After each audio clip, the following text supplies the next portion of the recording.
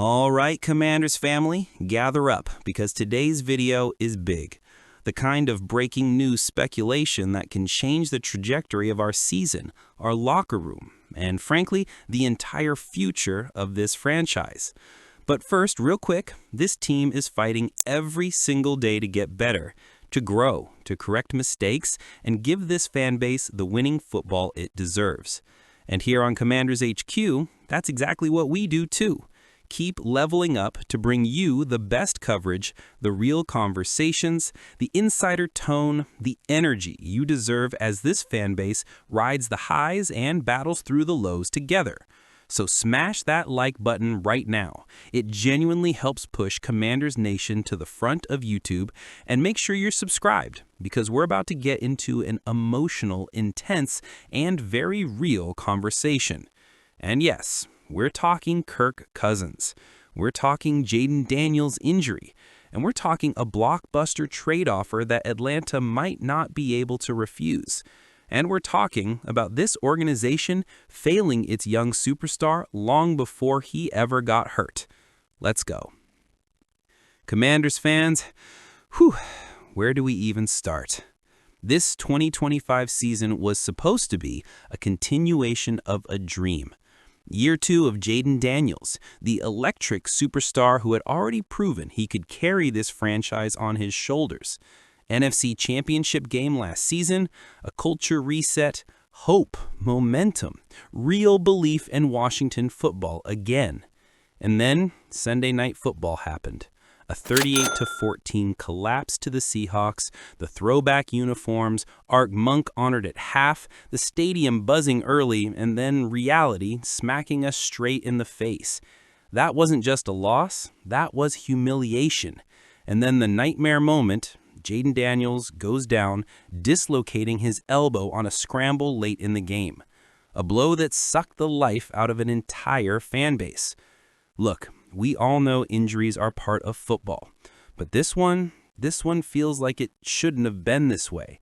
And for a lot of fans, that elbow dislocation wasn't just a freak moment. It was the culmination of weeks of frustration, mismanagement, and a failure to protect our franchise cornerstone. Jayden was running for his life all night. No blocking, no protection. Defense couldn't stop air. Young receivers not separating. Drive-killing penalties, and yet he was the only one fighting. 16 of 22 passing, 51 yards rushing, a touchdown on the ground. One heartbeat, one spark, one warrior in burgundy and gold. And he gets hurt trying to drag this team to relevance again. This cannot keep happening. So, where does that leave Washington? Jayden will miss weeks, maybe longer. The season isn't mathematically over, but the playoff margin is razor thin. And Marcus Mariota? Look, nothing personal, but he is not the guy to stabilize this team and keep the dream alive. This roster, for all its flaws, is still competitive, still talented, still built for right now.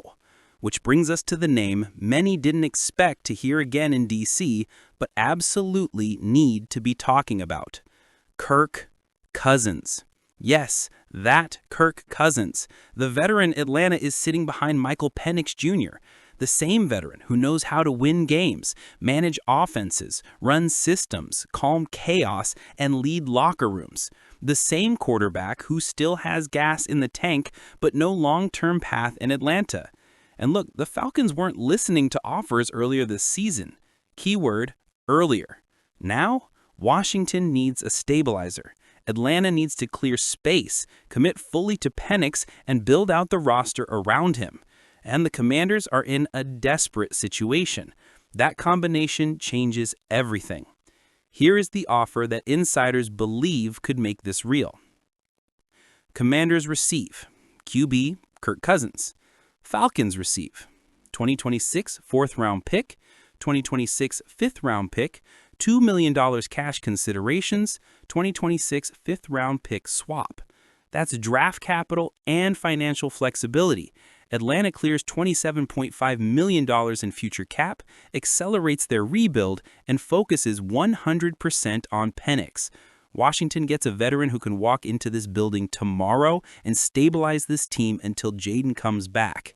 You do not punt a season like this, not with the talent we have, not after the promise we saw last year. Kirk isn't a savior, but he's a bridge, a professional, a guy who won't blow the moment when this defense wakes up and this roster rallies behind emotion and urgency. Daniels comes back, rested, refocused, protected. Kirk hands the keys back. Simple. Now let's be real with each other, because we are a family here and we don't sugarcoat. This injury didn't happen in isolation. Jayden has been absorbing pressure like a crash test dummy all season. Misprotections, offensive line regression, receivers who can't consistently win one-on-one, and yes, coaching decisions that made all of us shake our heads, especially having him in a blowout late in the game. Dan Quinn is building something, I still believe that. But Sunday, the alarm bells weren't subtle. They were blaring. This franchise promised to protect Jayden Daniels, to maximize Jayden Daniels. And right now, they failed him. No franchise QB should be scrambling for survival every week while carrying an entire organization on sheer willpower alone. We learned that lesson with RG3. We watched that story before. And Commanders fans refuse to watch it again. This can't be our history repeating. So, trading for Kirk? That's not abandoning Jayden. It's protecting him. It's saying we will not let your season, your growth, be sacrificed to chaos. That's leadership. Now we are staring the NFL trade deadline right in the face. The phone calls are happening. Executives are talking. Washington has a choice. Sit, fold, accept tragedy, or fight, send a message, salvage this season, protect our franchise quarterback. And Commanders Nation, I think we know what kind of GM Adam Peters is. He didn't build this roster to quit. He didn't revamp this building to crawl back into irrelevance. He did it to win. Jayden Daniels will rise again, but someone needs to hold this thing up until he does. And Kirk Cousins, yes, the irony is rich, might be the exact veteran lifeline that keeps this dream alive. Commanders fans, this week has been brutal. Let's not sugarcoat it. That primetime loss to the Seahawks wasn't just a defeat. It felt like half the team got ripped out of the lineup in one night. Jayden Daniels dislocates his shoulder. Luke McCaffrey breaks his collarbone on literally the first play. The defense looks lost. And then the crushing news, Marshawn Lattimore, torn ACL, season over. And given his contract, his age, and the trajectory of this roster, there's a good chance we've seen his last snap in burgundy and gold. Lattimore didn't look like his old shutdown corner self this season, but he brought presence, leadership, and matchup ability that this secondary desperately needed. Losing him, on top of everything else, felt like the universe piling on. And Commanders Nation, you felt it. The comments, the energy, the frustration, we all felt like the 2025 dream got punched right in the gut. So, with the team at 3-9, limited draft capital, trade deadline sellers, and playoff hopes flickering like a dying candle, what does a front office do? Enter Trey Hawkins, the signing nobody expected. And this is where Adam Peters went to work. No blockbuster veteran, no panic deal, no flashy trade headline. Instead, something quiet, something strategic, and something very Dan Quinn style. The Washington Commanders have signed Trey Hawkins to the practice squad. Now, casual fans might hear that and shrug it off. Practice squad? End of roster guy? Who cares?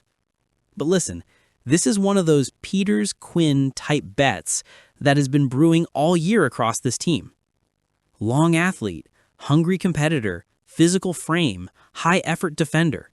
6'3", 195 pounds fits Quinn's prototype to perfection. Hawkins was a 6th-round pick by the New York Giants. And guess what? He won a rotational job immediately as a rookie. He struggled, yes. Coverage technique was raw. He got beat sometimes. But he also flashed competitiveness and physical tools that made you say, okay, there's something here. But then came injuries, IR, development stalls, new regime, and the Giants moved on. Now what? He's healthy, he's cleared, he's hungry, and Washington just gave him a second life in the NFL. Why this move matters more than you think? Look, nobody here is saying Trey Hawkins is walking in to be the next Darryl Green. Commanders fans are too smart for empty hype. But what this signing represents is important. Because right now, Washington isn't in add big names mode. They're in evaluation mode, development mode, culture build mode. This roster is beat up. There's no cap splash coming, no star trade, no magical fix. The Commanders are battered, they're frustrated, and they're staring a harsh football reality in the face. This move is about depth, competition, size, and upside. A low-risk bet on traits and hunger, and showing the locker room we're not done trying. And that matters. Especially when your defense has been torched, your corners have struggled, and you just lost your most decorated player in the secondary. A door cracks open for Hawkins. Will Trey Hawkins step right into a starting role? Not even close. He is going to have to earn every snap, prove every week he's healthy, keep grinding on technique, and earn this coaching staff's trust. Expectations? Manage them. But opportunity? Oh, it's here. And there's something powerful about second-chance players, especially physical corners in Dan Quinn's system. Look at his history. Richard Sherman, converted receiver, long, physical. Trevon Diggs, a developmental star in Dallas. Daron Bland, a fifth-round breakout. Young corners given belief, patience, and coaching. Quinn loves long corners who play with edge. And Hawkins fits that mold. And you know what else? It shows Adam Peters isn't quitting. He's still hunting for answers in the margins, still building the foundation brick by brick. That's what good franchises do, even in the storms. Let's be honest, this season hurts. It's okay to say it, to feel it. This was supposed to be the year we took the next step. The year Jaden went nuclear, the year the defense found its dog mentality again, the year the culture and talent merged. Instead, it feels like someone hit the reset button mid-season. But that doesn't mean the story's over. Sometimes seasons like this sharpen you. Sometimes they harden a locker room. Sometimes they reveal who belongs in the next chapter and who doesn't. And in that kind of season, moves like this matter. Small? Yes. Quiet? Absolutely. But symbolic? 100%. Commanders fans, this is a moment, a gut check moment for the staff, for the front office, for the locker room, and for all of us. Do we believe this team is still worth fighting for this season? Do we let Jaden heal the right way? Do we bring in Cousins to steady the ship? Or do we watch a season with so much promise slip through our fingers? I want to hear you right now in the comments. Would you trade for Kirk Cousins? Do you still believe this season can be saved? Do you blame the staff for Jaden's injury? And most importantly, do you trust this front office to make the right move next? Drop your thoughts below. I respond to as many as I can because this channel is about community. And hey, if you believe in this team, if you stand with Jaden, if you're rocking with Commanders Nation through everything, hit that like button. Smash subscribe, turn notifications on so you never miss a moment. This story is just beginning. Jaden will be back. This team will keep fighting. And Commanders fans, we ride together, always. Hail to the Commanders, hail to Jaden, and we'll see you in the next one. Like, comment, subscribe. Commanders Headquarters, out.